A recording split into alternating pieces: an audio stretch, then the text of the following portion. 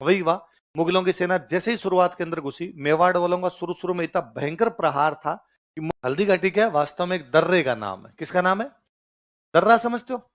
दो पहाड़ियों के बीच की जगह पास, तो पैसे जो है ना, तो दो पहाड़ियां हैं। एक तरफ की पहाड़ियों का नाम है खमनोर की पहाड़ियां, और दूसरी तरफ की पहाड़ियों का नाम है गोगुंदा की पहाड़ियां। इन खमनोर की पहाड़ियों के पास से एक नदी निकलती है, उस नदी का नाम है बनास। मेवाड़ वालों को पता था, मेवाड़ वालों की सेना कम थी, मुगलों की सेना ज्यादा। लगभग ये रेशियो था कि मेवाड़ वालों के सिपाही थे 3,000, कितने थे, और मुगलों के पास थे 5,000। तो लगभग 1.5-2 गुना मुगलों वाली क्या थी, ज्यादा थी। तो उनको पता था कि यार मैदान में लड़ेंगे तो कोई फायदा नहीं है, तो मेवाड़ वालों ने अपनी सेना यहां लगाई, दर्रे के इस साइड में, कि मुगलों की सेना जब दर्रे के अंदर आएगी तब मारेंगे। दर्रे में पूरी सेना एक साथ आ नहीं सकती, थोड़े थोड़े आएंगे, थोड़े थोड़े आएंगे तो मारेंगे। वही हुआ। मुगलों की सेना जैसे ही शुरुआत के अंदर घुसी, मेवाड़ वालों का शुरू शुरू में इतना भयंकर प्रहार था कि मुगलों की तरफ से एक राइटर लड़ने के लिए आया था, उसका नाम था बदायूनी। वो कहता है कि मेवाड़ वालों का शुरुआत का हमला इतना भयंकर था कि हमारी सेना बनास के पास पास में 15 किलोमीटर वापस भागी। तो बदायूनी ये कहता है कि मैं पीछे पीछे खड़ा था, तो मेरे को ये नहीं समझ में आया कि तीर कहां चलाऊं, क्योंकि हमारी सेना वापस भाग रही है, हमारी सेना वापस भाग रही है, तो मेवाड़ वाले उनका पीछा कर रहे हैं। तो अब मैं यहां खड़ा हूं, इधर हमारे वाले भी आ रहे हैं और उनके पीछे मेवाड़ वाले आ रहे हैं, तो मारे किसको? हमारे वाले भी इधर ही आ रहे हैं, मेवाड़ वाले भी इधर आ रहे हैं। तो कहता मैंने आसफ खान से पूछा, आसफ खान पास में खड़ा था, आसफ खान तीर कहां चलाऊं? आसफ खान ने कहा आंखें बंद करके तीर चला, दोनों साइड में हिंदू मरेंगे। क्योंकि आगे आगे मानसिंह वाली सेना थी, तो उसने कहा ये जो वापस आ रहे हैं ये भी हिंदू ही है, राजस्थान के मेवाड़ वाले भी ज्यादातर हिंदू है, तू तो आंखें बंद करके चला, कोई दिक्कत नहीं। और बदायूनी थोड़ा कट्टर टाइप का आदमी भी था, बदायूनी राइटर था। तो बदायूनी जब ये युद्ध के लिए सेना आ रही थी, बदायूनी ने कहा मैं जाऊंगा। लोगों ने कहा भाई साहब, पेन वेन चलाने वाले आदमी हो, तलवार चलती है वहां। तो बदायूनी ने कहा था जब वहां हिंदुओं का खून बहेगा मैं अपनी दाढ़ी की लगाऊंगा, दाढ़ी लाल करनी है मुझे खून से। तो आसफ खान ने कहा दाढ़ी तेरी लाल हो ही जाएगी, खून दोनों तरफ से हिंदुओं का बहेगा, तू तो चला। तो बदायूं ने कहता आपने तो आंखें बंद करके तीर चलाने शुरू किए, पर थोड़ी देर ही चलाए, फिर हमें भी भागना पड़ा। अब ये दर्रा क्रॉस हो गया, दर्रा क्रॉस होने के बाद में सेना आ गई मैदान में। कहां पर आ गई? पीछे भागे तो दर्रा क्रॉस हो गया। ये जो मैदान है ना, इस मैदान का नाम है बादशाह बाग का मैदान। क्या नाम है? तो बाद में जो लड़ाई हुई है वो कौन से मैदान में हुई है? पहले दर्रे में लड़ाई है, दर्रे में लड़ाई है वो तो कौन सी है? हल्दी घाटी। दर्रा क्रॉस करके मैदान में लड़ाई है वो कौन सी है? जब मैदान में आए, आमने सामने सेनाएं आई, तो प्रताप ने देखा कि मानसिंह अपने हाथी पे बैठ के लड़ाई कर रहा है। मानसिंह के हाथी का नाम था मर्दाना। प्रताप को गुस्सा आया कि अरे यार मेरी लड़ाई मुगलों के साथ है। बदायूनी आता है, समझ में आती है बात। असफ खान आता है, समझ में आती है बात। ये मानसिंह ये क्यों आए हुए? अच्छा, एक जब मुगलों की सेना भाग रही थी, तो मुगलों का एक सैनिक है, उसका नाम है मिहत्तर खां। क्या नाम है? उसको बेचारे को बड़ा बुरा लगा, अरे यार अपनी सेना ऐसे कैसे भाग सकती है।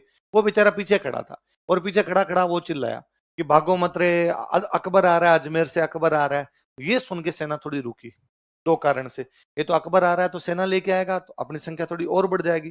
दूसरा ये भागे और अकबर आ गया, उसको पता चला भागे हैं तो मरेगा वो। तो डर भी लगता है और प्रोत्साहन भी है कि यार सेना आएगी तो ठीक लड़ लेंगे। तो सेना वहां पर खड़ी हो गई थी। तो कोई पूछेगा कि युद्ध में अकबर के आने की झूठी सूचना देने वाला कौन था? नहीं आया था अकबर, उसने केवल हौसला बढ़ाने के लिए बोला था। लिखो बात, कि मानसिंह क्या कर रहा है यहाँ पे, और प्रताप अपने घोड़े पर लड़ रहे हैं। घोड़े का नाम क्या था उनके? चेतक।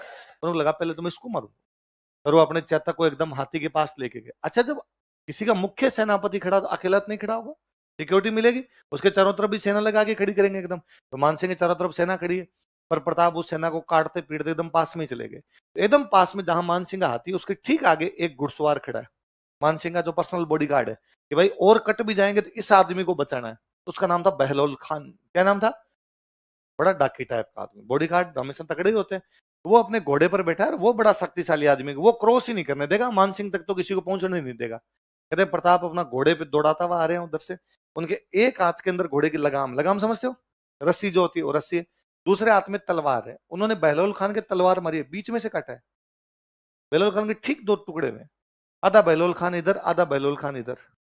या तो महाभारत की लड़ाई में भीम ने जरासंध को चीर दिया था। किसको चीर दिया था? जरासंध था, भीम ने उसकी टांगे पकड़ के बीच में से काटा था, टांगे पकड़ के बीच में से चीर दिया।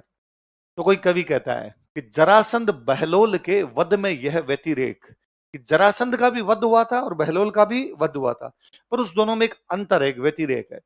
भीम कियो दो भुज न थे, भीम ने जब ये किया था तो दोनों भुजाओं का प्रयोग किया था।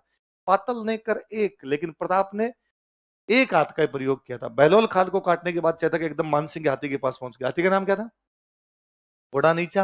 हाथी आप मारोगे कैसे उसको? तो चेतक बड़ा समझदार घोड़ा था। चेतक ने अपने अगले दोनों पैर हवा में उछाल दिए ताकि एकदम हाथी की सूंड पे अपने पैरों को टिका दे।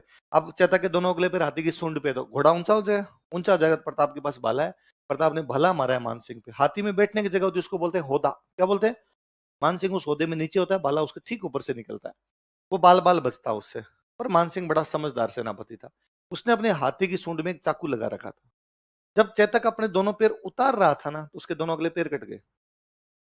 खुर खुर खुर समझते हो? खुर खुर कट गए। मैं कहता हूं अपने नाखून काटते हैं ना, और उस समय नाखून यदि थोड़ा सा एक्स्ट्रा कट जाए साइड से, तो 3 दिन तक वो अंगुली ऐसे रखते हैं खाना खाते टाइम कि टच नहीं हो जाए। और सर्दियों के दिन हो और रात को रजाई उड़ के सोनी पड़े, और वो रजाई रजाई में भी टच हो जाए वो अंगुली, तो भाई साहब रात को नींद उगड़ जाती है, दर्द होता है। तो जब थोड़ा सा नाखून कटने में दर्द होता है, तो पूरा खुर किसी घोड़े का बाहर आ जाए तो घोड़ा चल पाए बेचारा? तो अब चेतक से चला नहीं जाए। प्रताप को लगा यार अब चलते युद्ध में ध्यान ही नहीं गया, क्या हुआ? प्रताप लगा इतनी देर घोड़ा बड़ा सरपट दौड़ रहा था, अचानक क्या हुआ? उनका ध्यान गया तो पता चला उसके खून बह रहा है बेचारे के लहू लुहान। तो प्रताप उस घोड़े को बचाने के लिए बाहर निकलते। उनका सबसे प्रिय घोड़ा था। मेवाड़ में रिवाज था कि राजा किसी भी वजह से बाहर निकले, कोई ना कोई झाला राजा वाला मुकुट पहन के लड़ेगा। सादड़ी के झाला लड़ते। सादड़ी का झाला था अज्जा। कौन था? जो सांगा की जगह लड़ा था। इस बार जब प्रताप चेतक को बचाने के लिए बाहर निकले, इस बार जो झाला था उसका नाम था बिद्दा। क्या नाम था? वो प्रताप वाला मुकुट पहनता, या उसी का एक नाम और है झालामान। क्या नाम है? दोनों नाम उसी के मिलते हैं हमें, या तो उसको झाला बिद्दा बोल दो या क्या बोल दो। कहते हैं झालाओं की 7 पीढ़ियां ऐसे मेवाड़ वालों के लिए और काम आई थी कि मेवाड़ का राजा किसी भी वजह से बाहर गया तो कोई ना कोई झाला मुकुट पहन के और राजा वाली जगह पे लड़ा है। प्रताप बाहर गए तो कौन लड़ा? अच्छा, प्रताप बाहर क्यों गए? देखो, चेतक के घायल होने के कारण। अच्छा, जैसे ही प्रताप बाहर निकला, इधर मान सिंह और समझ में आ गया कि यार पार पड़ेगी नहीं। मान सिंह अपनी सेना लेके धीरे धीरे वापस गोगुंदा की तरफ चले गए। बदायूं नहीं लिखता है, जो राइटर था बदायूं नहीं कहता है कि हम गोगुंदा चले गए थे, पर फिर भी हमें डर लग रहा था कि प्रताप की सेना आके गोगुंदा में मरेगी, इसलिए हम रात को सोए नहीं। और रात को जब हम बैठे वहां पे, तो हमने चारों तरफ 4 दीवारी करवा ली ताकि कोई अंदर जल्दी से ना घुस जाए। फिर हम वहां से जब वापस अजमेर के लिए रवाना हुए, तो रास्ते में भीलों ने हमें बहुत परेशान किया। जून का महीना, गर्मियां पड़ रही थी। भीलों के गांव में पानी लेने के लिए जाते, हमें पानी भी नहीं पिलाते। और हमारे सैनिक यदि 2-4 अकेले मिल जाते, उनको मार दिया करते। हमारे आटा लेके जो टुकड़ी आ रही होती, उसका आटा छीन लिया करते। हमने जैसे तैसे करके राम राम राम राम करके अजमेर का रास्ता लिया। मान सिंह आसफ खान अकबर के पास गए। अकबर ने जाते ही पूछा कि भाई प्रताप को पकड़ लिया? उनका सॉरी सर। मार दिया? Sorry sir. हरा दिया? Sorry sir. उसने संधि कर ली? Sorry sir. तो क्या सोच के आया था कि सरदार खुश होगा, शाबाशी देगा? और उसने मान सिंह आसफ खान का, आज के बाद दोनों ने मुंह दिखा दिया ना, मैं टांगे तोड़ दूंगा तुम्हारी। देखो, मान सिंह आसफ खान ने कहा अरे सर सुनो तो सही। अकबर ने कहा कुछ नहीं सुनना, और मैं जाता हूं अभी, देखो पकड़ के लाता हूं, तुम्हें बताता हूं कैसे पकड़ा जाता है। और अकबर भयंकर तमतमाया हुआ खुद मेवाड़ पर अटैक कर देता है। जून में ये लोग आए थे, अक्टूबर में अकबर खुद आ गया था। लाइन चेंज करके लिखो। प्रतापन तैयार थे, वो एकदम पहाड़ों में जाके बैठ गए कि मैदान में लड़ने का मतलब नहीं, अपनी सेना कम है और अकबर की सेना ज्यादा। उसने कहा आने दो, थोड़ा डीप आने दो, तब लड़ेंगे। अकबर पहाड़ों में गया ही नहीं, अकबर ने उदयपुर पे कब्जा किया। कहाँ कब्जा किया? और उदयपुर का नाम बदल के कर दिया मुहम्मदाबाद। और अब दिल्ली अपने सेनापति अपने सैनिकों को कहता कि जाओ प्रताप को पहाड़ों में पकड़ के लाओ। सेना जाए बेचारी, मार खा के वापस आ जाए। 10-15 दिन बाद नई सेना भेजे, फिर कुट पीट के वापस आ जाए। तो उसने पूछा फाइनली भाई क्या है, तुम पकड़ क्यों नहीं पा रहे? हम मुगल हैं यार, शक्तिशाली लोग हैं। सैनिकों ने कहा साहब हम मुगल हैं, गूगल थोड़ी है। हमें क्या पता लोकेशन, हमें क्या पता रास्ता। एक तो आदमी जो पहाड़ों में रहा है इतने सालों से, एक एक इंच इंच जानता है कि कहां पर क्या जगह है, क्या जगह नहीं है। एक नया आदमी, मैं कहता हूं अपने ड्राइवर होता है ना, ड्राइवर, एक ऐसी जगह जहां पर वो पहले गया हुआ है, वहां पर दोबारा जाना वो जल्दी जाता है। एक ऐसी जगह जहां पर वो नहीं गया हुआ है, सीधी रोड पड़ी है तो भी उसको टाइम लगता है, क्योंकि जहां गया हुआ होता है वहां पे ड्राइवर को ये भी पता होता है कहाँ पे खड्डा है, कहाँ पे ब्रेकर है। हमारे एक दोस्त हैं, तो वो मतलब ड्राइविंग इतनी अच्छी कि एक दिन कहीं से हम आ रहे तो वो नींद आने लगी उनको, तो उनका यार मैं पीछे एक बार सो रहा हूँ, तुम बाकी लोग गाड़ी चला लो। मैं आगे बैठा, एक दूसरे हमारे दोस्त वो गाड़ी चला रहे, वो पीछे सो रहे। तो नींद तो क्या आ रही, यूं ही बस अनमने से हो रखे होंगे। अचानक सोच सोते गए कि गाड़ी धीरे कर लो, थोड़ा आगे ब्रेक करे। मैंने उनको पूछा आपको क्या पता सोच सोते ब्रेक करे? उन्होंने कहा इस रोड पे इतनी आया हूँ, मेरे को यूं हिलती है ना गाड़ी, उससे पता चलता है क्या आ गया। ये जगह आ गई होगी, हाँ तो यहाँ थोड़ा ब्रेकर है, और एग्जैक्टली 400-500 मीटर बाद ब्रेकर है। तो हर आदमी को, नए आदमी को नई चीजें नहीं पता होगी, पुराना आदमी को जानकार होगा। तो मेवाड़ वाले तो पहाड़ों में बैठे, उनकी तो खुद की लोकेशन है, उनको पता है रास्ता कहाँ से। मुगल बेचारे बाहर से आते, उनको क्या पता चलता। अकबर को समझ में आया कि यार पार पड़ेगी नहीं। अकबर यहाँ से वापस चला जाता है, दो लोगों को उदयपुर में छोड़ के जाता है। एक तो मान सिंह के अंकल है, नाम है जगन्नाथ कछवाहा, और एक व्यक्ति हो रहा है, उनका नाम था फखरुद्दीन। क्या नाम था उसका? किस किस को सौंप दिया बताओ? अब अकबर वापस गया, यहाँ से वापस गया तो आगे मान सिंह और आसफ खान तैयार खड़े थे। उनका अच्छा वो पीछे पकड़ के ले आया क्या प्रताप को? अकबर ने कहा कल से दोनों दरबार में आ जाना। उनका हमने तो पहले ही कहा था यार, वहां पार नहीं पड़ती है।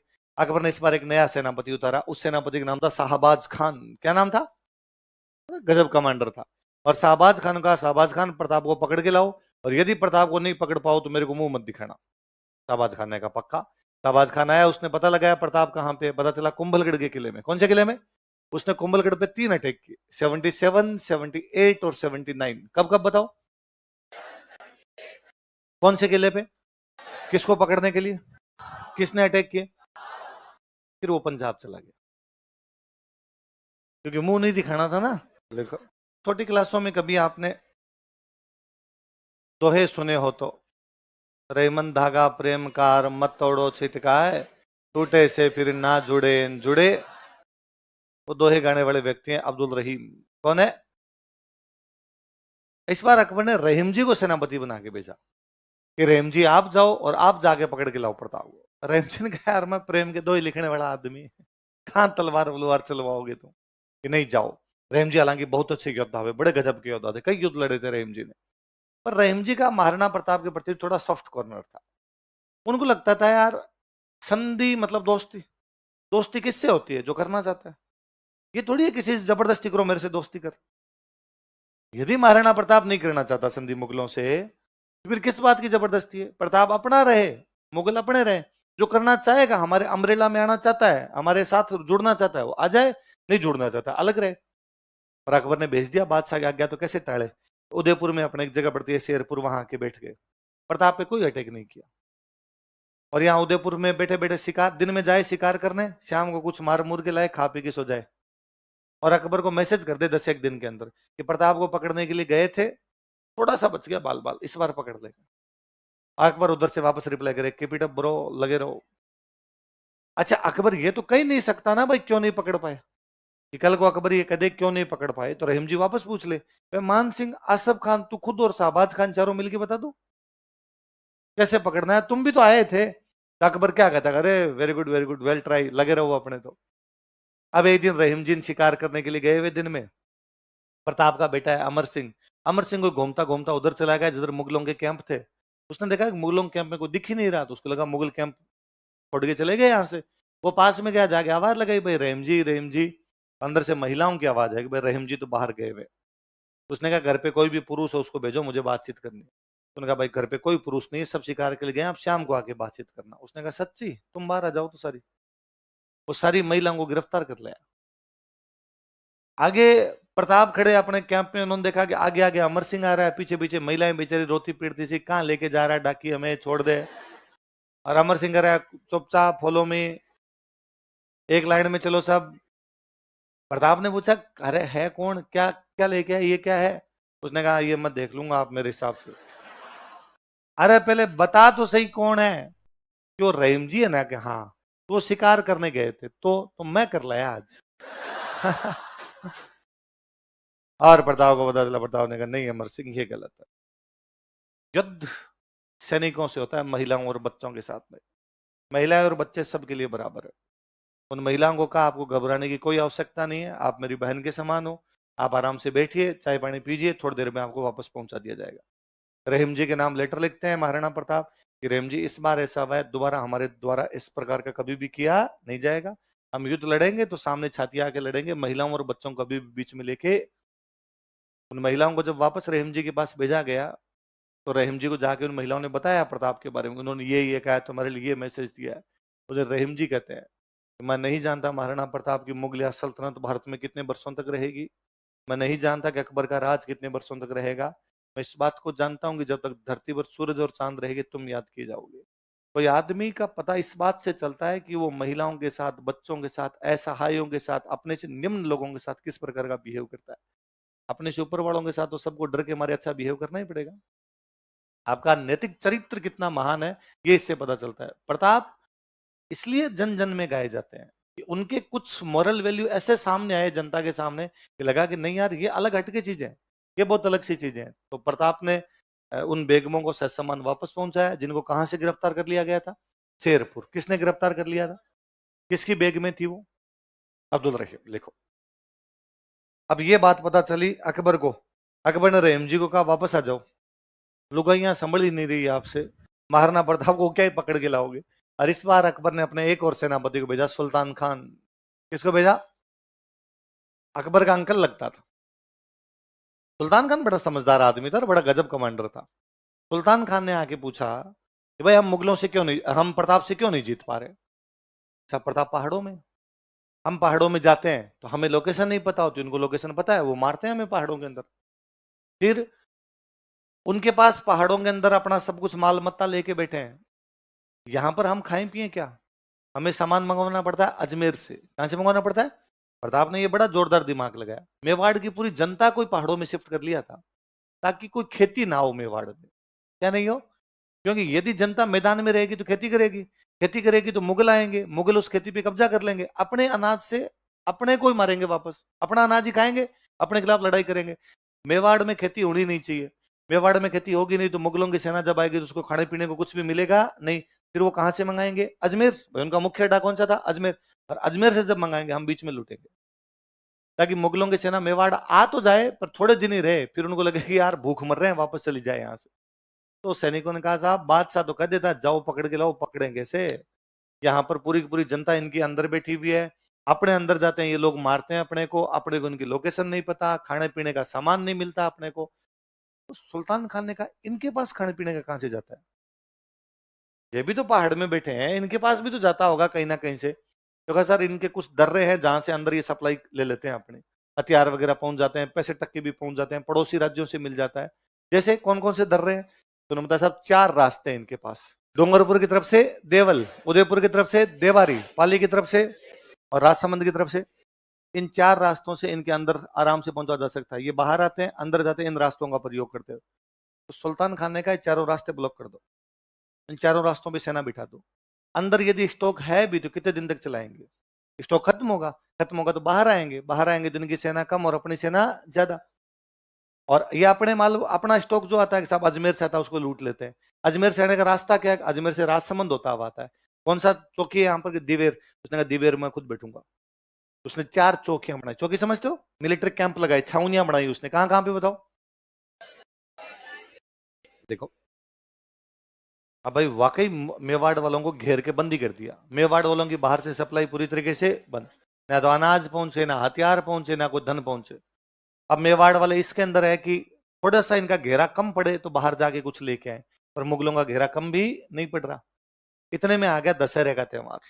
कौन सा, दशहरे पे हथियारों की पूजा होती है। राजा महाराजाओं के टाइम में सबसे बड़ा त्योहार ही दशहरा होता था, क्योंकि राजा महाराजाओं के युद्ध होते हैं, युद्ध किससे लड़ जाते हैं, हथियारों से, तो हथियारों की पूजा राजा ही कर सकते हैं। अच्छा, हथियारों की पूजा में एक नियम है कि यदि पहले तलवारें होती थी, यदि तलवार म्यान से बाहर निकली है तो म्यान में तभी अंदर डाली जाए जब खून लगे। हथियारों की पूजा की है तो हथियारों की खून लगाया जाए, लड़ाई की जाए। राजा महाराजाओं के टाइम में दशहरे पे पक्की पक्की लड़ाइयां हो जाती।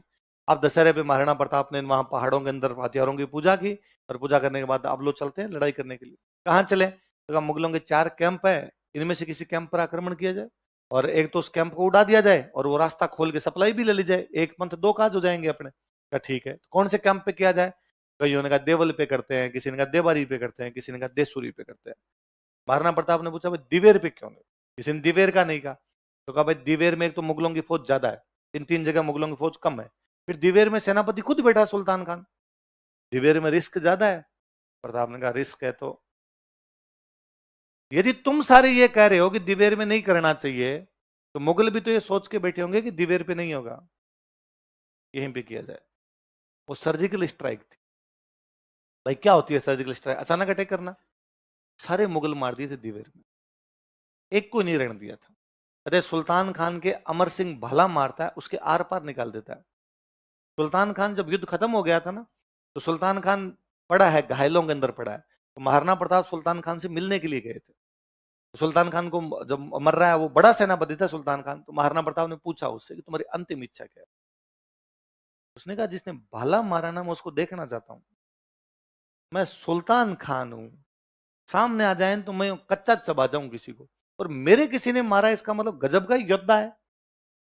तो मारना उठा लगा रही, मरने वाला आदमी है, अमर सिंह को बुलाएंगे, अमर सिंह अपने कैंप में है, तब तक मर जाएगा बेचारा।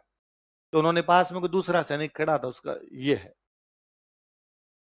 सुल्तान खान मरता मरता हंसते हुए कहता है, इसको तो मैं अभी भी मार दूं।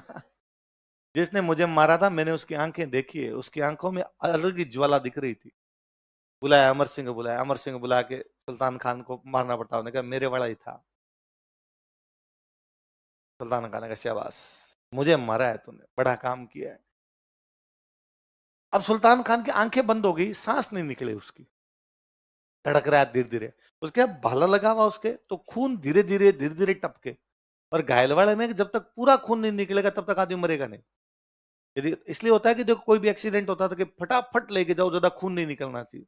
यदि किसी का ज्यादा खून निकल जाता है, डॉक्टर कहते हैं भाई कुछ हो गया। इसलिए होता है कि यदि एक्सीडेंट और का खून निकल रहा है, तो उसको बांध दो, यदि जोर से बांध सकते हो बांध दो, ताकि खून ना निकले, और डॉक्टर के पास लेके पहुंच जाओ उसको।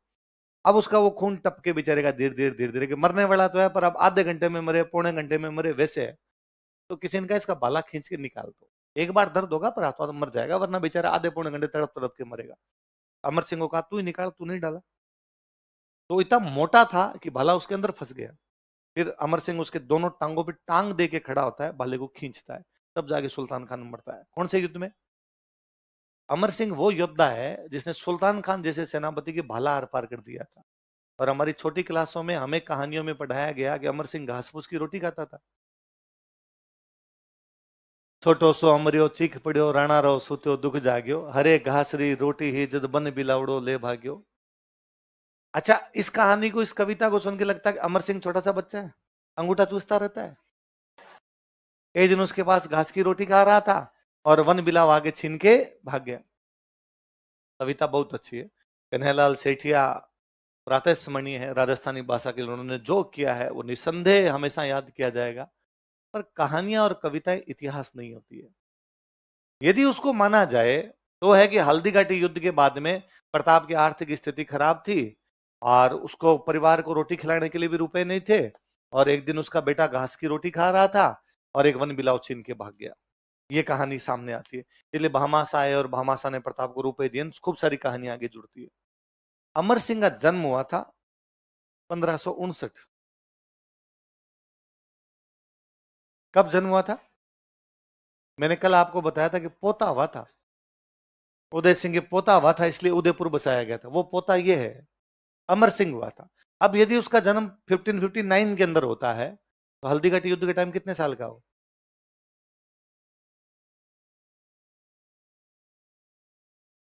17 साल। कितने साल का? 17 साल का टाबर अंगूठा नहीं चूसता, तुम हो 17 के। और ये वो टाइम था जब 18 साल तक तो लोग मर ही जाया करते थे लड़ाई में कट पीट के। इतनी उम्र हुआ करती थी सैनिकों की, तो 18 साल में जो चले गए।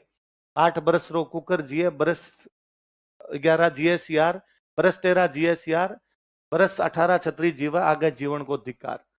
कुत्ता 8 साल का जीवन जीता है, सियार जो 13 साल का जीवन जीता है, योद्धा जाओ तो 18 साल ही जीवता रहता है। 18 के बाद भी यदि जीवित है, इसका मतलब युद्ध नहीं किए। अपने तो कहानियां इस प्रकार के, दोहे इस प्रकार के बन गए थे। और आप एक 17 साल के लड़के के लिए कहते हो घास फूस की रोटियां खाता था। जब हल्दीघाटी का युद्ध हुआ था, तब उसकी पोस्टिंग उदयपुर में थी। उदयपुर में महिलाएं थी। यदि मुगलों की सेना उदयपुर की तरफ आती है, महिलाओं की तरफ आती है, तो महिलाओं को बचाने की जिम्मेदारी किसकी होगी? हल्दीघाटी युद्ध के 4 साल बाद शेरपुर में तो महिलाओं को उठा लिया था।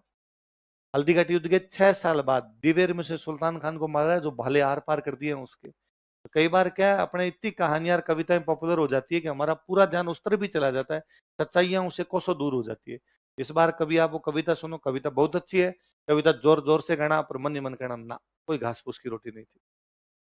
और कौन खाता है घास फूस की रोटी? गरीब आदमी घास फूस की रोटी खाता है क्या? या गांव में गरीब होते हैं वो ये कहते हैं घास की खा लेते हैं, आज आटा तो है नहीं। आप कहते हो कि प्रताप का साथ देने के लिए भील जनजाति भी आ गई थी, जो एक जनजाति अपने राजा के साथ मरने के लिए आ गई, क्या वो राजा को रोटी नहीं खिला दे?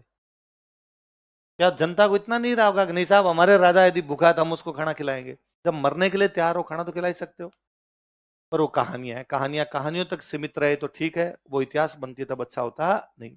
लिखो दिवेर का युद्ध, बैटल ऑफ दिवेर। अच्छा, सुल्तान खान को मार दिया गया दिवेर के युद्ध में, मुगल सेना या तो मर गई या भाग गए। अकबर को पता चला, अकबर ने कहा अब बताओ भाई कौन प्रताप को पकड़ने के लिए जाएगा। लोगों का दिमाग खराब है की तरह।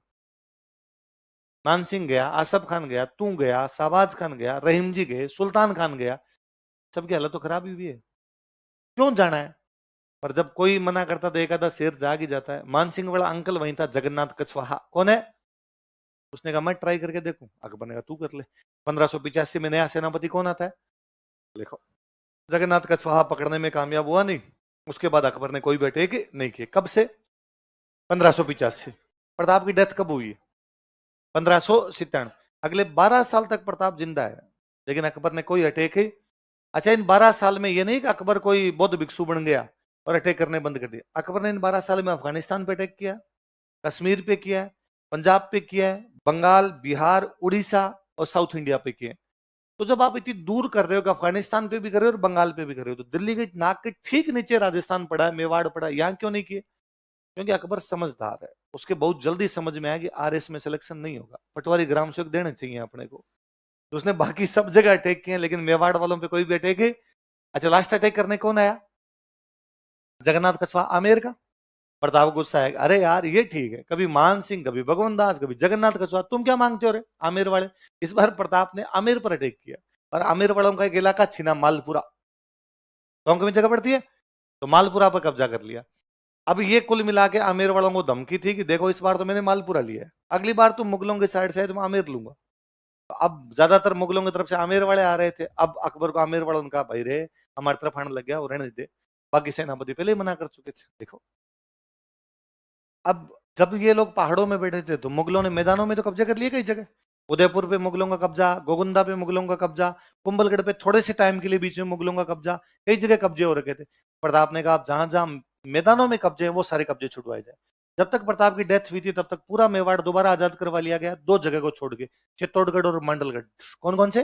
वो उनकी तैयारी कर रहे थे कि ये छुड़वाएंगे, इतने में प्रताप की डेथ हो जाती है। देखो, चित्तारा। अब सुनना, देखो, भामाशाह और ताराचंद दो भाई है। इनके पिताजी का नाम था भारमल। क्या नाम था? इनके पिताजी महाराणा प्रताप के पिताजी के कोषाध्यक्ष थे। महाराणा प्रताप के पिताजी कौन? उदय सिंह। तो उदय सिंह के कोषाध्यक्ष का नाम क्या था? भारमल। भारमल के दो बेटे हुए, उनका नाम क्या था? हल्दी घाटी युद्ध के बाद प्रताप को लगा कि भाई लड़ाई तो लंबी चलेगी, अपनी लड़ाई लंबी चलेगी तो अपने को रुपए चाहिए, रुपए कहां से लाए? प्रताप का प्लान ये था कि गुजरात में मुगलों का कब्जा था, कि गुजरात को लूट लेते हैं। मुगलों का जो टैक्स है, लूटने का मतलब मुगलों का जो टैक्स है वो अपने लेके आ जाते हैं। इसलिए प्रताप गुजरात की तरफ जा रहे हैं। प्रताप का ससुराल था ईडर। कहां पे था? प्रताप की एक रानी थी ईडर की थी, ईडर के राजा थे नारायण दास। क्या नाम था? वो प्रताप के साथ, प्रताप ने कहा ससुर जी उधर आ रहा हूं मैं, उधर ईडर की तरफ से गुजरात को लूटेंगे, गुजरात से मुगलों का धन लाएंगे, फिर मुगलों के धन से मुगलों के खिलाफ लड़ेंगे। तो जब ये ईडर जा रहे थे तब रास्ते में गांव, उस गांव का नाम है चूलिया। कौन सा गांव है? उधर ये दोनों भाई मिलते हैं। कौन कौन? सब भाई किधर जा रहे हो? तो धन लेने के लिए जा रहे हैं उधर। उन्होंने कहा कोई आवश्यकता नहीं है, हमारे पास धन पड़ा है। हमारे पास कहां से आया? तो कहा भाई आपके पिताजी के, मेरे पिताजी कोषाध्यक्ष थे, तो आपके पिताजी का पूरा धन हमारे पास ही है, कोषाध्यक्ष के पास ही रहता था। ये तो पकड़ो वो जो मेवाड़ का खुद का धन है, टैक्स जो है, और हमारा खुद का है ये और रखो। कितने रुपए ला के दिए थे इन दोनों भाइयों ने कि 25,000 की फौज 12 साल तक रख सकते हो। कितनी फौज? कितने साल तक? मतलब 25,000 फौजियों के 12 साल का खाना पीना, कपड़े, हथियार, तनख्वाह सारी की सारी उस रुपए से दी जा सकती। किसने ला के दी? भामाशाह और ताराचंद। इसलिए भामाशाह को बाद में प्रताप ने अपना प्रधानमंत्री बनाया। ये बड़े भाई थे, इन्होंने कहा भाई आप मेरे प्रधानमंत्री बन जाओ, आप यार मैनेजमेंट करने में अच्छे आदमी हो। और जो पहले प्रधानमंत्री थे उनको हटाया, उनका नाम था रामा महासाहानी। क्या नाम था? भामाशाह इतने फेमस हुए कि ताराचंद को भूल गए लोग। आज भामाशाह इतने फेमस है कि कोई भी आदमी दान देता है हम उसको क्या कहते हैं? आप किसी स्कूल में जाए, वहां लिस्ट लगी होती है भामाशाहों की सूची। अस्पताल में जाओ, वहां पे लगा होता है भामाशाहों की सूची। अखबार में योजना आती है भामाशाह योजना। और अपने ताराचंद को भी याद रखेंगे। आज के बाद आपको कोई आदमी रुपए दे, आप कहना ये मेरा क्या है,